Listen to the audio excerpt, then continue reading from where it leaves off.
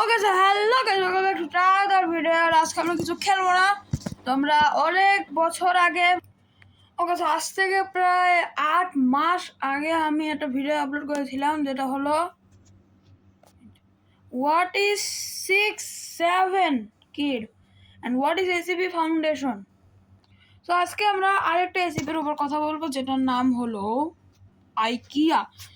তো ধরো যে তোমরা আইকিয়াতে গিয়েছো, আইকিয়াতে যাওয়ার পরে তোমরা একটু ফার্নিচার দেখলা, একটু খাবার খেলা, কিন্তু যখনই তোমরা ব্যাক যাবা, মানে যখন তোমরা বাসার দিকে যাবা, তখন যাওয়ার সময় তোমরা দেখবা যে হলো যে তোমাদের রাস্তা গায়েব হয়ে গেছে। এখন এটাকে বলে হলো IKEA illusion, infinite IKEA. So আমি যদি এখানে আসি, আমি এটা নিয়ে অনেক রিসার্চ করেছি। তো আমরা কয়েকটা ইউটিউব ভিডিও দেখবো অ্যান্ড তারপরে আমরা নিজে নিজে এক্সপ্লেন করবো। সো প্রথমে হলো আমাদের দিতে হবে SCP-3008। সো এটা তোমরা যেমনকি দেখতে পাচ্ছ যে এটা হলো SCP-3008। এটা বেসিক্যালি একটা নর্মাল আইকিয়া, বাইরে থেকে দেখে মনে হবে একটা নর্মাল আইকিয়া, কিন্তু যখন তোমরা ভিতরে যাবা, ভিতরে যাওয়ার পরে তোমরা আর জীবনেও বেরোতে পারবো না। ওকে, তো তোমরা জীবনেও বেরোতে পারবে না। অ্যান্ড ওইখানে যদি এখানে কিছু স্টাফ থাকবে, এই স্টাফগুলো যারা রাত 10টার দিকে বলবে যে sir the building is now close, please exit the building. কিন্তু তোমরা যখন এক্সিট করতে যাবে তখন তোমরা এক্সিট রুমটাই খুঁজে পাবে না। সো এখানে তোমরা যখন একটা শেলফের উপরে উঠবা, শেলফের উপরে ওঠার পরে তোমরা দেখতে পাবে যে পুরা ইনফিনিট জায়গাটা। আর এমন না যে এখান থেকে বের হওয়া না, মানে এখান থেকে বের হওয়া ইম্পসিবল না, এটা পসিবল, কিন্তু তোমাদের অনেক দিন লাগবে। So let's go, we will see some YouTube videos and we will try to understand. Okay, তো আমি এখানে সার্চ করে দিই SCP-3008 অ্যান্ড এটা হলো দ্য ভিডিও। তোমরা হিন্দি না বুঝলে বাংলায় দেখি, তো বাংলাদেশি সবাই। ওকে, সো আমরা প্রথমে একটা শর্ট পেয়েছি, let's see this short.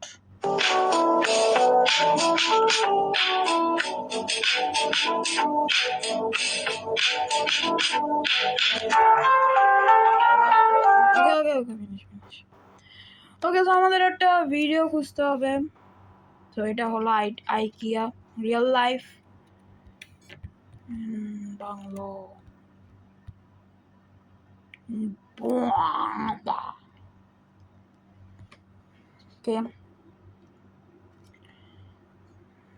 Okay guys, তোমরা একটু ম্যানেজ করে নিও, না হলে আমি নিচে সাবটাইটেল দিয়ে দিব, তোমরা সেটা থেকে দেখতে পারো। এন্ড ইংলিশে দিব guys. You're about to learn how to make realistic. So guys, this is a video and let's start. Okay, I'm so excited. Let's go and sound একটু কমাই নি যেন তোমরা আমার ভয়েসটা শুনতে পাও। এখানে সাবটাইটেল দিয়ে দিব, সাবটাইটেল ইয়া হবে।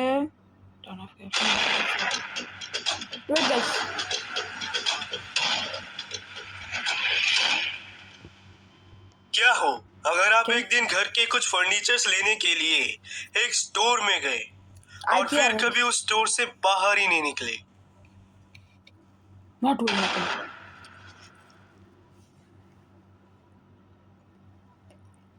हे यारो, कैसे हो?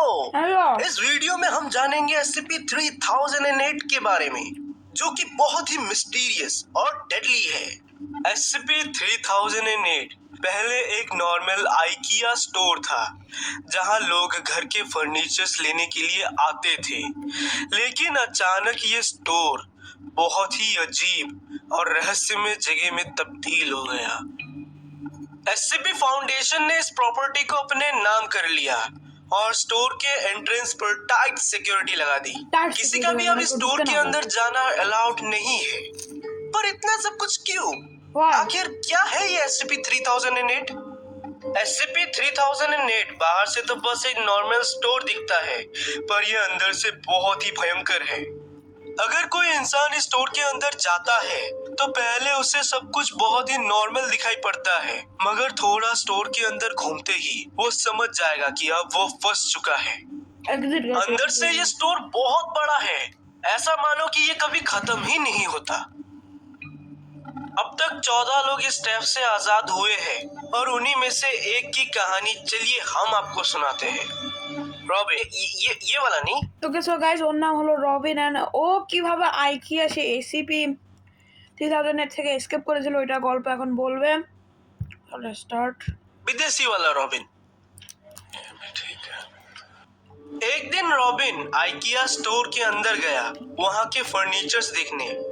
स्टोर के अंदर घुसते ही उसे थोड़ा अजीब लगा क्योंकि स्टोर के अंदर उसके अलावा कोई भी नहीं था, कोई कस्टमर्स नहीं। ওখানে কেউ ছিল না, কারণ ওই জায়গাটাতে যারা যারা যায় হয়তো তারা মরে যায় বা তারা রাস্তা খুঁজতে এদিক ওদিক চলে যায়, বা ওরা যে মানুষগুলোকে দেখালাম ওদের খাবার হয়ে যায়। সো कोई स्टाफ नहीं, इनफैक्ट कैश काउंटर में भी कोई नहीं था। रॉबिन ने 1-2 मिनट यहाँ वहाँ के फर्नीचर्स को देखा और फिर उसने बाहर जाने का सोचा, पर बाहर जाने का तो कोई रास्ता ही नहीं था। No doors. अचानक सब कुछ बदल गया। एक के बाद एक शेल्फ्स को वो पार करता गया, मगर स्टोर खत्म ही नहीं हो रहा। अब वो समझ गया कि जो भी हो रहा है नॉट वो नॉर्मल नहीं है।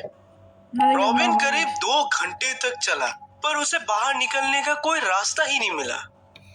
रॉबिन एक शेल्फ के ऊपर चढ़ने लगा क्योंकि वो ऊपर से देखना चाहता था कि आखिर ये स्टोर कितना बड़ा है। वो लैडर पर चढ़ने लगा तो वो भी खत्म ही नहीं हो रहा।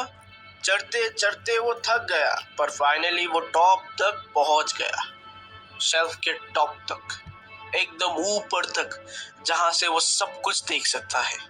लेकिन ऊपर से जब उसने গাইস তোমরা ভাবো যে তোমরা একটা আইকিয়া শোরুমে গেছো, তোমরা এরকম একটা ল্যাডারে উঠে তোমরা প্রায় এই দৃশ্যগুলো দেখতে পেয়েছো, তো তোমাদের কেমন লাগবে? সে আইকিয়া তোমরা যাবা কোনোদিন?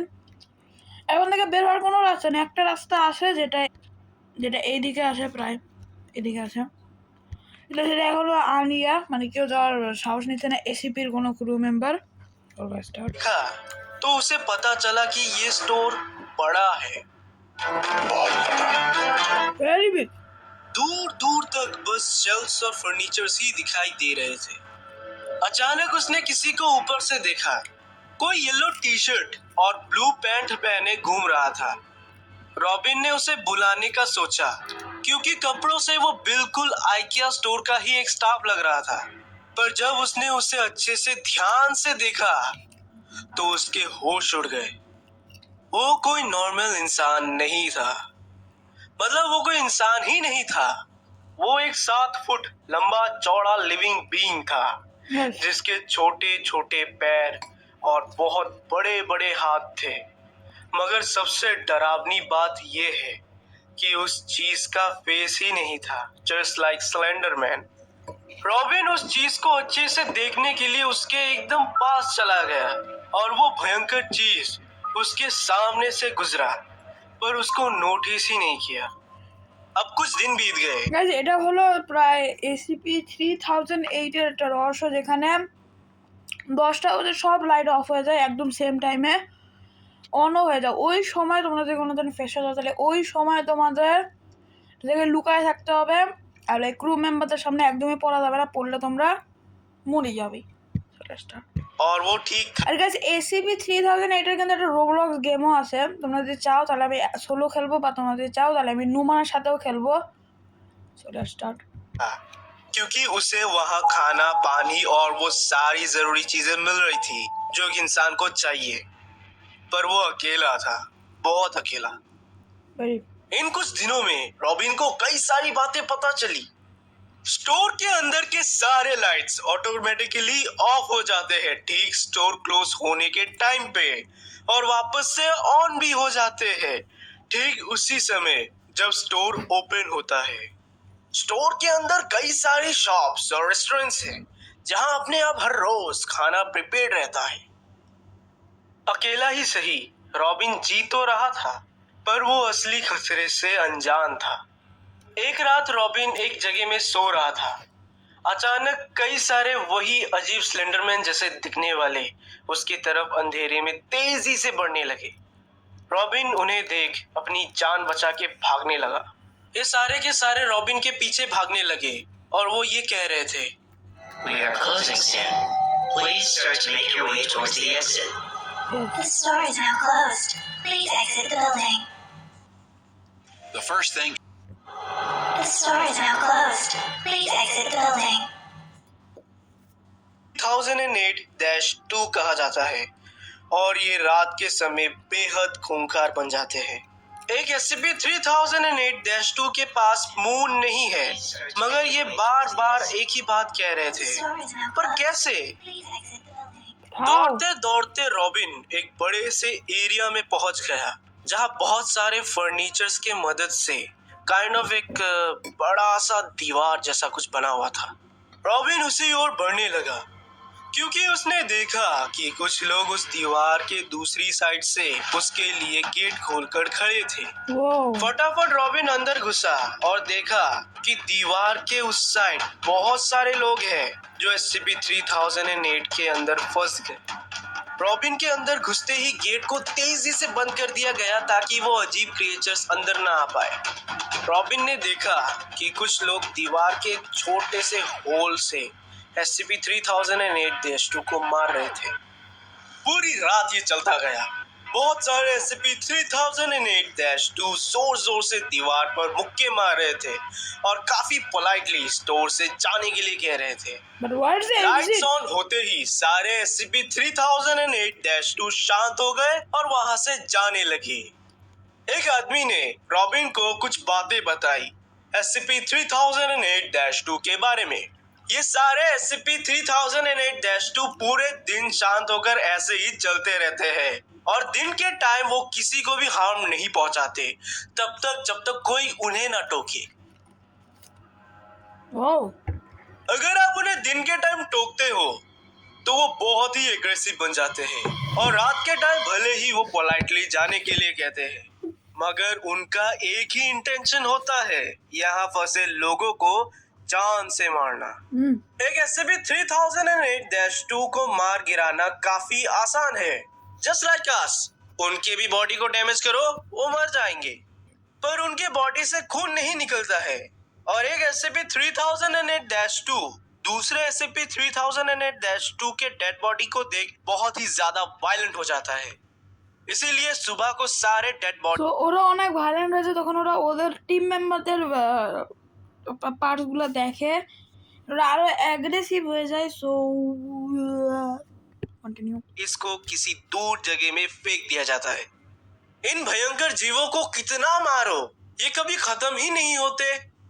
रॉबिन कुछ दिनों तक वही उन्हीं लोगों के साथ रहा और उनका लाइफस्टाइल एडॉप्ट कर लिया।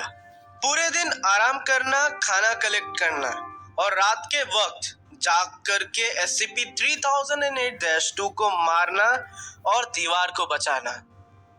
एक बात किसी को समझ नहीं आई कि बाहर सरकार उनको बचाने के लिए कुछ कर क्यों नहीं रही, क्योंकि अगर इतने सारे लोग एक ही जगह से गायब हो रहे हैं तो सरकार को कुछ तो करना चाहिए। रॉबिन कुछ ही दिनों में वहां पर फंसे बाकी लोगों के साथ घुल मिल गया और फिर जाके उसे ये सारा का सारा माजरा समझ आया। वहां फंसे कई लोग ऐसे ऐसे चीजें नहीं जानते थे जो वहां के छोटे छोटे बच्चों को भी पता होती है, जैसे कि स्टैचू ऑफ लिबर्टी के बारे में नहीं पता। वाह, इससे यही समझा जा सकता है कि SCP-3008 और भी कई डायमेंशंस में एग्जिस्ट करता है जहां IKEA स्टोर्स मौजूद है और इसीलिए गवर्नमेंट ने ज्यादा कुछ किया नहीं गुमशुदा लोगों को ढूंढने के लिए, क्योंकि जो लोग SCP-3008 के अंदर फंसे थे वो सारे एक डायमेंशन के तो नहीं थे और तो और कोई 1 साल 2 साल 4 महीने पहले से वहां फंसे हैं। तो इतने टाइम बाद अगर अचानक कोई एक दिन गायब हो जाता है तो भला उसको ढूंढने के लिए क्या ही इतना बड़ा स्टेप उठाया जाएगा। एक दिन अचानक रॉबिन के सामने एग्जिट डोर प्रकट हो गया और वो वहां से बाहर निकल गया। रॉबिन ने ये सारी बातें सीधा जाके पुलिस को कही, पर वो उस पर हंसने लगी। मगर कहीं से ये बात SCP फाउंडेशन तक पहुंच गई और अब वही इस स्टोर की निगरानी कर रहे हैं। एक रात जब फाउंडेशन के guards okay so guys, so যেটা এই আইকিয়া যে স্টোরটা আছে, ধরো যে অন্য মানে আমরা একটা ইউনিভার্সে থাকি, এই ইউনিভার্সের একটা ইউনিভার্স গ্লোব আছে, মাল্টি ইউনিভার্স আছে, ওইখানে আরেকটা ইউনিভার্সে যদি পৃথিবী থাকে, তাহলে ওই পৃথিবীর মধ্যে যেহেতু পৃথিবী আছে, পৃথিবীর মধ্যে আরেকটা প্ল্যানেট আছে, তার মানে ওইখানে আইকিয়াও থাকবে, SCP-308 থাকবে, তুমি থাকবো, আমি থাকবো, দুনিয়ার সবাই থাকবে। তার মানে যে জিনিসটা অন্য ইউনিভার্সে আছে সেই জিনিসটা আবার পরের ইউনিভার্সে থাকতে পারে অন্য ইয়াতে, মানে যেমন এখানে স্ট্যাচু অফ লিবার্টি আছে, ওখানে স্ট্যাচু অফ লিবার্টি থাকতে পারে বা ইলারবি থাকতে পারে। তো स्टोर पर नजर रख रहे थे तो अचानक उन्होंने देखा कि एक इंसान दौड़ते हुए स्टोर से बाहर निकला, पर वो इंसान अकेला नहीं था। उस इंसान के पीछे था SCP-3008-2। মেরে দিতে SCP-3008-2 उस इंसान के पीछे दौड़ रहा था, और इससे पहले कि गार्ड्स कुछ करते, SCP-3008-2 ने उस इंसान को पकड़ा और उसके सर को अपने बड़े बड़े हाथों से कुचल दिया। হ্যাঁ उसके सर को कुचलते ही गार्ड्स ने SCP-3008-2 पर फायरिंग शुरू कर दी और वो वही मर गया। फॉरेंसिक लैब में जब SCP-3008-2 के बॉडी को स्टडी किया गया तो ये पता चला कि उसका ये कपड़ा नहीं, ये उसकी बॉडी से जुड़ा है। मतलब वो कपड़ा नहीं है, वो उसका बॉडी ही है, और ये पूरा का पूरा एक स्किन है। जी हाँ, चमड़ों के अलावा उसके बॉडी के अंदर कुछ भी नहीं है। अगर आप उसको काट देते हो तो उसके अंदर सिर्फ चमड़ा ही दिखेगा आपको। तो यारो, अगर आपको ये वीडियो पसंद आया तो प्लीज ওকে সো গাইস, এটা হলো তোমাদের SCP-3008, অ্যান্ড আমরা আরেকটু রিসার্চ করবো SCP-3008 লোকেশন অ্যান্ড এখানে যাওয়ার পরে এটা দিবে যে not a fixed physical location in SCP foundation universe. অনেক ইউনিভার্স থেকে এটা হলো করা যায়, is an anomalies cinematically infinite IKEA store. It has no fixed physical location. You can access it by walking into main of any normal IKEA store.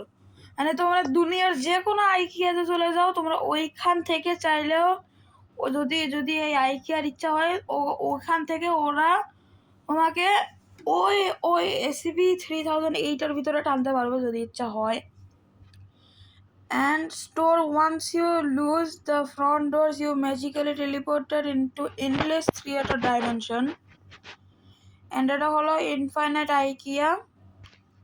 Appearance is exactly like a standard IKEA.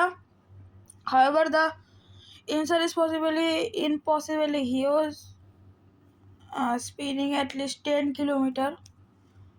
And yes, so আজকের মতো এই পর্যন্তই। And আজকে মানে SCP-3008 guys মানে অনেক বড় একটা হিস্টোরি, সো এটা একটা ভিডিওতে কভার করা সম্ভব না। If you guys want part 2, so please comment and bye by.